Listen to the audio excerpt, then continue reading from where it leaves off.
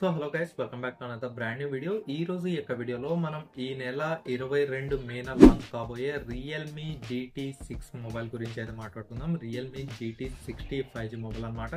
ఇది మళ్ళీ చాలా రోజుల తర్వాత మనకి ఇండియాలో కంబ్యాక్ అయితే వచ్చింది ఇక GT వర్షన్స్.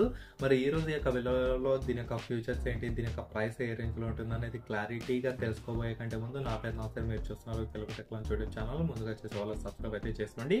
ముందుగా దీని యొక్క డిజైన్ విషయానికి వస్తే, డిజైన్ చూసుకున్నట్టయితే బాగా ఉంది. కాస్త ఇంచుమించుగా పిక్సెల్ 8 సిరీస్ లో 8 Pro 8 ఏ రకమైన బ్యాక్ సైడ్ మోడల్ ఇచ్చారో అదే రకంగా ఇచ్చారు. కాకపోతే మీకు ఏదైతే ఈ యొక్క ఐలాండ్ ఉందో ఇది మనకు బంప్ గా అయితే రాలేదు, ఫ్లాట్ గా వచ్చింది. దానిపైన వచ్చిన కెమెరాస్ ఏవైతే ఉన్నాయో ఇవి మాత్రం మీకు బంప్ అయితే వచ్చినాయి అనమాట. ఇది ఒక్క విషయం అయితే మీరు గుర్తుంచుకోండి. ఓవరాల్ గా డిజైన్ అయితే బాగా ఉంది.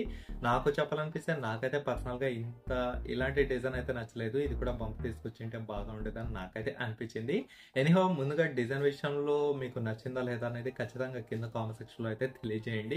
నెక్స్ట్ దీని యొక్క స్పెసిఫికేషన్ విషయానికి వస్తే, ముందుగా యొక్క మొబైల్ 8.65mm మొబైల్ థిక్నెస్ తో 191 grams మొబైల్ వెయిట్ తో బ్యాక్ సైడ్ మీకు ప్లాస్టిక్ ఫ్రేమ్స్ యొక్క మొబైల్ అయితే వస్తుంది. Dual stereo speaker support mobile అయితే ఉంటుంది. ముఖ్యంగా ఒక లైట్ వెయిట్ మొబైల్, ఒక స్లిమ్ మొబైల్ కావాలనుకున్న వాళ్ళు డెఫినెట్లీ మొబైల్ కోసం అయితే వెయిట్ చేయొచ్చు, ట్రై చేయొచ్చు. ఎందుకంటే ప్లాస్టిక్ ఫ్రేమ్ తో వస్తుంది కాబట్టి మీకు స్లిమ్ గానే ఉంటుంది.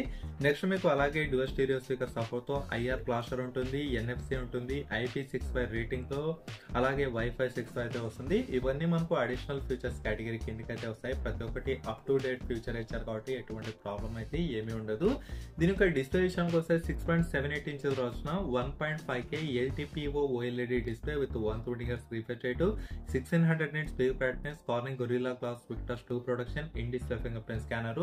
డిస్ప్లే విషయంలో మాత్రం చాలా చాలా చాలా ప్రీమియం డిస్ప్లే అయితే ఇచ్చారు. అద్దరిపోతుంది. దీంట్లో డిస్ప్లే విషయంలో ఎటువంటి ప్రాబ్లం ఉండదు. ఎండలో అయినా సరే విజిబిలిటీ బాగా ఉంటుంది. కెమెరా ఏదైనా నెట్ఫ్లిక్స్ లో ఏవైనా మీరు మూవీస్ చూసినా సరే అదిరిపోతుంది. ఓవరాల్ గా డిస్ప్లే మాత్రం ఎక్సలెంట్ దీంట్లో.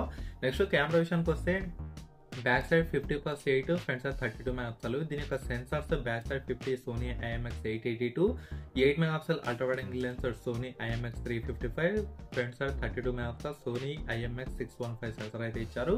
సో ముఖ్యంగా మెయిన్ కెమెరాస్ మాత్రం చాలా హైలైట్ గా ఉన్నాయి. కాకపోతే ఇది మనకు డ్యూయల్ కెమెరా సెటప్ అయితే వస్తుంది. ఇది ఒక్క విషయం అయితే గుర్తుంచుకోండి. మరి ఇది కెమెరా లవర్స్ కి కాదంటే కెమెరా లవర్స్ కే. కాకపోతే mostly telephoto lens, ultra wide angle lens ఎక్కువ యూజ్ చేసేవాళ్ళు, పెరిస్కోప్ లెన్స్ ఎక్కువ యూజ్ చేసేవాళ్ళు, ఇలాంటి వాళ్ళకైతే సెట్ కాదు. ఇది ఒక్క విషయం అయితే గుర్తుంచుకోండి. ఇది పక్కన పెట్టే 4K వీడియో రికార్డింగ్ ఉంటుంది, ఆప్టికల్ ఇమేజ్ స్టెబిలైజేషన్ సపోర్ట్ ఉంటుంది, ఎలక్ట్రానిక్ ఇమేజ్ స్టెబిలైజేషన్ సపోర్ట్ ఉంటుంది. బ్యాక్ సైడ్ 4K వరకు వీడియో రికార్డింగ్ చేసుకోవచ్చు. ఫ్రంట్ సైడ్ మీరు అప్ టు 1080p వరకు వీడియో రికార్డింగ్ అయితే చేయొచ్చు. సో ఇది కూడా మనకు వన్ ఆఫ్ ద హైలైట్ అనే చెప్పాలి. నెక్స్ట్ ప్రాసెసర్ విషయానికి వస్తే, Snapdragon 7+ Gen 3 Android 14 out of box, Realme UI 5.4 తో Adreno 732 GPU అయితే వస్తుంది. ముఖ్యంగా ఇది మనకు స్నాప్డ్రాగన్ 8S Gen 3 ఏదైతే ఉందో సో దానికి కాస్త అటు ఇటుగా అయితే ఉంటుంది అనమాట. ఒకవేళ మీ ఫ్రెండ్ తోనో ఎవరితో అయినా ఏదైనా ఫోన్ స్నాప్డ్రాగన్ 8S Gen 3 తో ఉంటే ఈ యొక్క మొబైల్ కూడా అదే పర్ఫార్మెన్స్ అయితే ఇస్తుంది. ఇక్కడ 7 ఉంది, అక్కడ 8 ఉందని ఏం ఫీల్ అవుద్దా అండి. మీకు according to bench marks 8S Gen 3 అనేది స్లైట్ గా ఎక్కువ పర్ఫార్మెన్స్ చేస్తుందని చెప్పారే, కానీ రియల్ టైంలో నేను 2 ప్రాసెస్ ఉన్న మొబైల్స్ అయితే చేశాను. 2 ఆల్మోస్ట్ మనకు సిమిలర్ గానే ఉన్నాయి. నేను గేమ్స్ ఆడాను, వీడియో ఎడిటింగ్ చేశాను, అన్ని కూడా టెస్ట్ అయితే చేశాను. 2 మనకు ఈక్వల్ గానే పర్ఫార్మ్ అయితే చేస్తున్నాయి. ఇది కూడా మనకు హైలైట్ గానే ఉంటుంది. నెక్స్ట్ మనం దీనికి ర్యామ్ రోమ్ విషయానికి వస్తే, ర్యామ్ రోమ్ గురించి చెప్పలేదు కానీ LPDDR5X RAM, UFS 4.4 storage type తో ఇది కూడా ఒక మేజర్ హైలైట్ అని చెప్పాలి.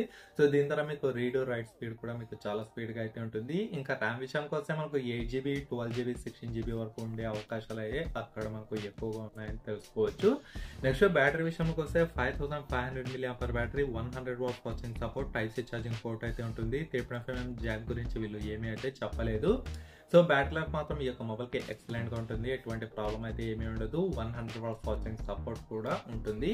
ఓవరాల్ గా స్పెసిఫికేషన్స్ అయితే చాలా బాగానే ఉన్నాయి. మరి దీని యొక్క ప్రైస్ ని బట్టి ఈ యొక్క మొబైల్ మనకు ఎలా ఉంటుందని మనం అయితే అర్థం చేసుకోవచ్చు.